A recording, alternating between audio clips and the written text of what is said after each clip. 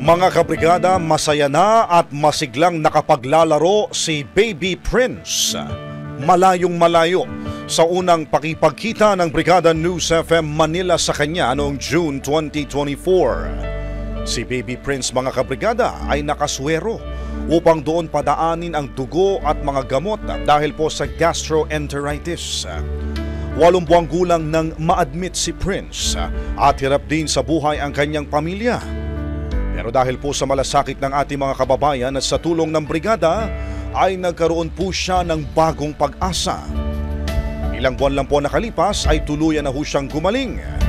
Ang batang minsang nilalabanan ng sakit ngayon po ay malakas at puno na ng sigla. Sa muli nating pagbisita kay Baby Prince, nagdala ho tayo ng grocery packs para ho sa kanyang pamilya. Meron pang gamit ni Baby Prince at mga laruan. Dahil po sa makabayaning pagtutulungan, may batang muling nakangiti at may pamilyang nabigyan ng bagong pag-asa sa tulong po ng pagkakaisa na wala hong batang maiiwan. Patuloy pa rin ang pagtulong ng Brigada News FM Manila at ng One Tahanan sa mga nangangailangan.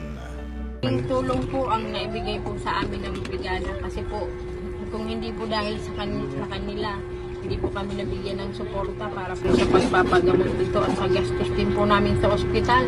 Halos 3 buwan po kami doon. Wala pong trabaho yung asawa ko. Wala po kami ibang inaasahan. Ngayon pong pagbabalik nyo, maraming salamat po ulit. Nagpapasalamat po ulit ako sa inyo at nagbisita po ulit kayo dito sa bahay namin para hatilan ulit kami ng tulong at ng mga ipupundala nyo. Maraming salamat po. Pati po kay Shirley at sa lahat po ng bumubuo ng Brigada News FM po. Maraming salamat po. Balita, makabayaning pagtutulungan. Ang bahaging ito ay hatid sa atin ng Yummyvit ES2 Oral Drops. Simulang tuparin ang pangarap ng iyong anak. And stunting now,